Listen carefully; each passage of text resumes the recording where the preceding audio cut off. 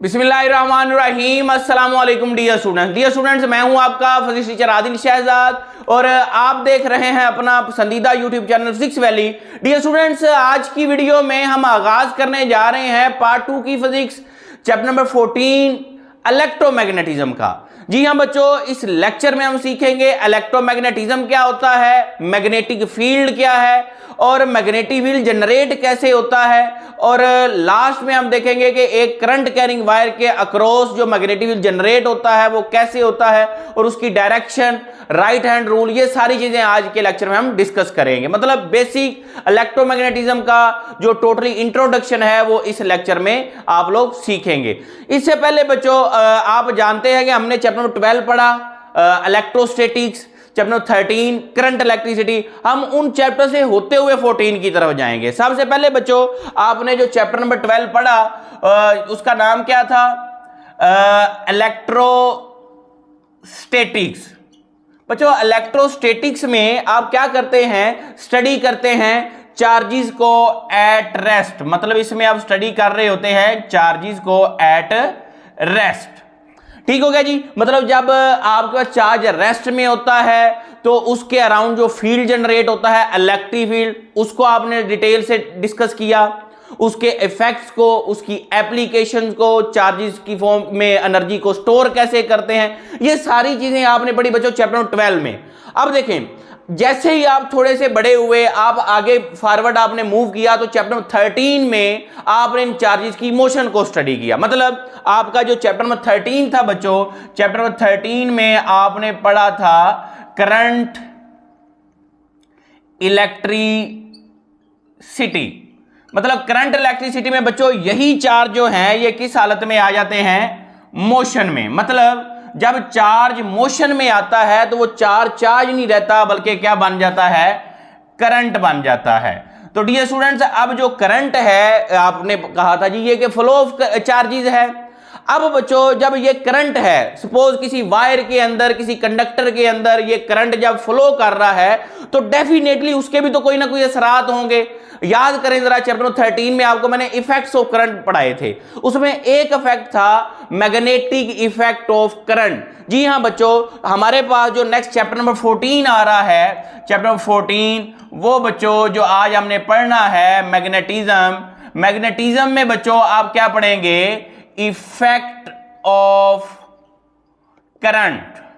मतलब ये जो मैग्नेटिज्म है, जो मैग्नेटिक फील्ड है, वो करंट का एक इफेक्ट है। तो बेटे आपके पास जो है ये सारे चैप्टर आपस में कनेक्टेड हैं। मतलब अगर आपने इलेक्ट्रोमैग्नेटिज्म को, मैग्नेटिक फील्ड को समझना है तो आपको करंट का पता होना चाहिए। मतलब आपको करंट इलेक्ट्रिसिटी आनी चाहिए। अगर आपने करंट को समझना है तो आपके पास जो कॉन्सेप्ट है वो चार्ज का होना चाहिए। और अगर आपने इन सारी चीजों को, ये चार्जेस के बारे में, करंट के बारे में आपको नॉलेज है, आपकी अंडरस्टैंडिंग कंप्लीट है, तो चैप्टर 14 आपके लिए कोई मसला नहीं। और एक और बात याद रख लें कि अगर आपको चैप्टर 14 ये आप सीख लेते हैं अच्छे से तो आपके लिए चैप्टर 15 जो है वो कोई मसला नहीं है, वो आप इजीली अंडरस्टैंड कर लेंगे। आइए अब हम आगाज करते हैं कि इलेक्ट्रोमैग्नेटिज्म होता क्या है। बेसिकली बच्चों जो इलेक्ट्रोमैग्नेटिज्म है ये दो वर्ड्स पर मुश्तमिल है, इलेक्ट्रो एंड मैग्नेटिज्म। मतलब ये फिजिक्स की एक ऐसी ब्रांच है जिसमें आप करंट इलेक्ट्रिसिटी और जो मैग्नेटिज्म है उसको इकट्ठा जो है वो स्टडी करते हैं। और आप इसको इस तरह से भी डिफाइन कर सकते हैं कि ये आपके पास ब्रांच ऑफ फिजिक्स है in which we study about magnetic effect produce due to electric current. मतलब मैग्नेटिक फील्ड और इलेक्ट्रिसिटी को इकट्ठा आप स्टडी करते हैं। ये आपने डेफिनेशन जो है इसको अंडरस्टैंड करना है।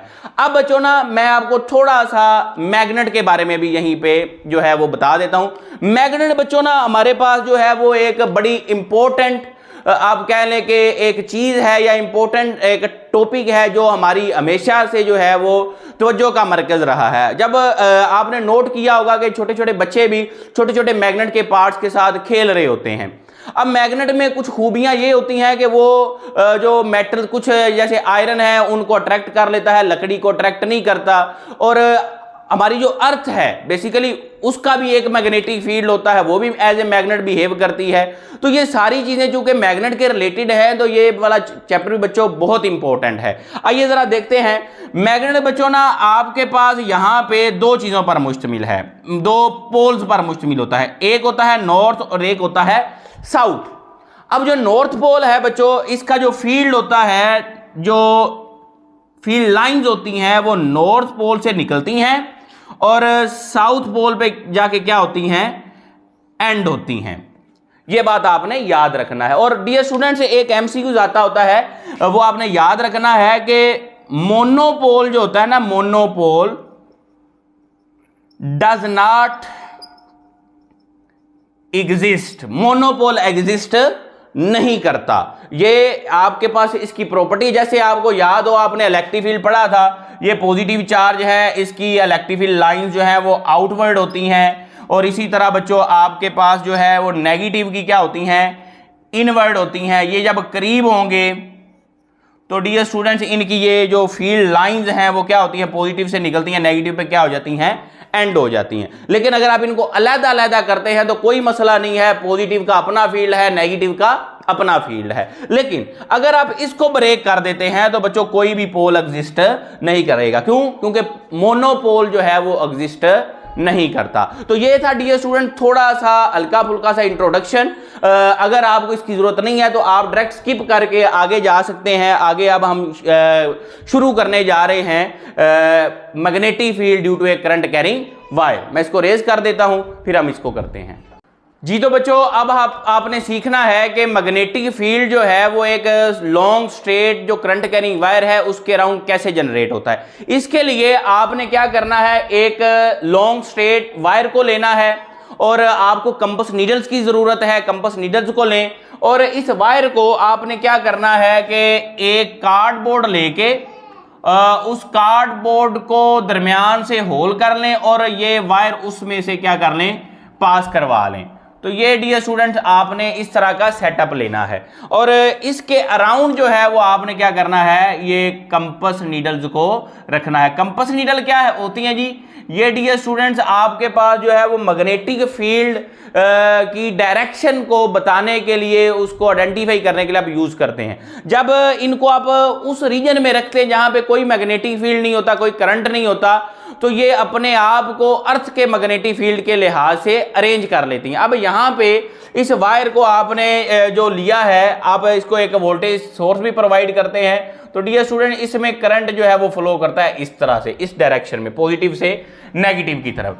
अब करंट फ्लो करने की वजह से इसके अराउंड बच्चों क्या हो जाता है, मैग्नेटिक फील्ड जनरेट हो जाता है। उस लिहाज से ये जो आपके पास कंपास नीडल्स हैं, ये डियर स्टूडेंट्स अपनी नीडल्स को इस तरह से सर्कुलर पाथ में क्या कर लेती हैं, अरेंज कर ले, मतलब ये खुद को अलाइन करती हैं। इनका टेंजेंट अलोंग दी सर्कल होता है। तो आप जब उनको मिलाते हैं, उनके टेंजेंट्स को, उन पॉइंट्स को, तो आपको इस तरह का सर्कुलर पाथ बनता है। ठीक हो गया जी। तो ये बेसिकली आप क्या कहते हैं, ये मैग्नेटिक फील्ड की डायरेक्शन है। अब जरा आपने लिखना क्या है, आपने टेक ए वायर, ये स्टेप्स लेने हैं, of copper and pass it vertically through a hole in horizontal cardboard. ये कार्डबोर्ड आपने लिया है, इसमें से place small compass needles along the circle, आपने सर्कल में ये कंपास नीडल्स को क्या करना है, अरेंज करके रख देना है। उसके बाद क्या है, जब करंट पास करता है तो ये देखा जाता है कि that needles will rotate and set themselves tangential to the circle. वो सर्कल में खुद को जो है उनके टेंजेंट्स को मिलाएं तो वो सर्कल में खुद को क्या कर लेती हैं, अरेंज कर लेती हैं। अब बच्चों इसके ये जो लाइन या ये जो मैग्नेटिक फील्ड प्रोड्यूस हो रहा है, इसकी प्रॉपर्टीज क्या है। सबसे पहले बच्चों magnetic field setup in the region around the current carrying wire, मतलब आपने यहां पे करंट प्रोवाइड किया तो ये कंपास नीडल ने खुद को क्या कर लिया, अरेंज कर लिया। जैसे ही आप इसको ऑफ करते हैं तो इसमें मैग्नेटिक फील्ड जो है वो खत्म हो जाता है। इसका मतलब ये है कि ये मैग्नेटिक फील्ड जो जनरेट हो रहा है वो वहीं पे हो रहा है जहां पे करंट मौजूद है। और दूसरी बात जो है, जो लाइंस हैं, लाइंस ऑफ फोर्स, वो क्या है, सर्कुलर हैं। यहां पे जो जनरेट हो रही है वो क्या हो रही है, circular, and their direction depend upon the direction of current. ये अभी हम डायरेक्शन को भी एक्सप्लेन करते हैं। और आखिरी पॉइंट बड़ा इंपॉर्टेंट एमसीक्यूज है, magnetic field last as long as current is passing through the wire. Magnetic field तब तक रहेगा जब तक जो है करंट फ्लो करता रहेगा, और अगर आप करंट बंद कर देते हैं तो मैग्नेटिक फील्ड खत्म। अब सपोज करें बच्चों, मैं क्या करता हूं कि यहां पे इसकी पोलैरिटी को चेंज कर देता हूं। मतलब हम क्या करते हैं कि ऊपर वाले टर्मिनल को पॉजिटिव कर देते हैं और नीचे वाले को क्या कर देते हैं, नेगेटिव।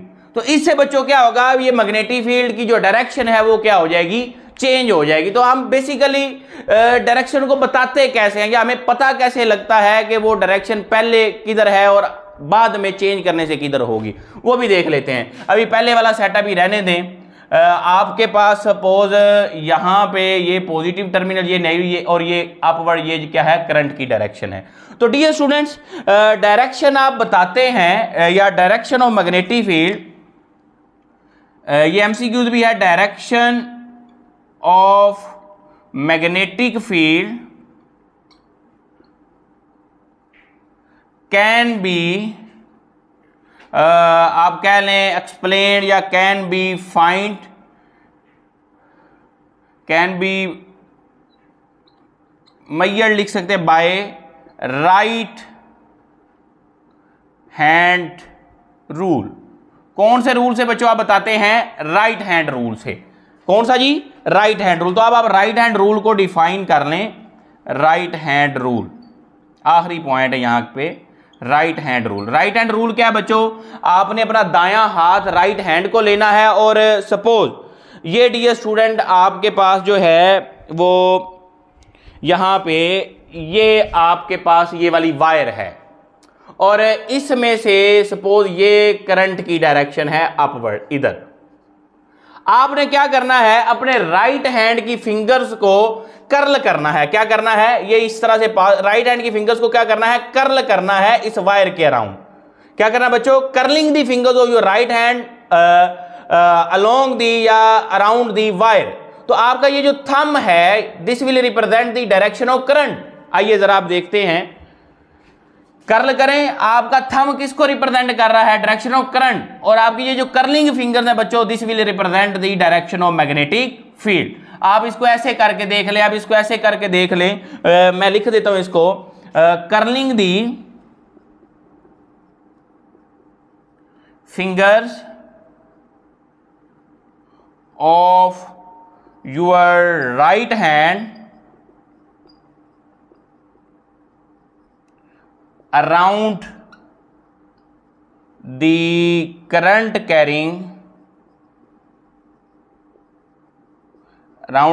carrying wire,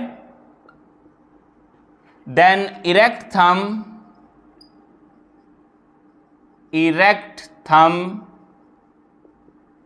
will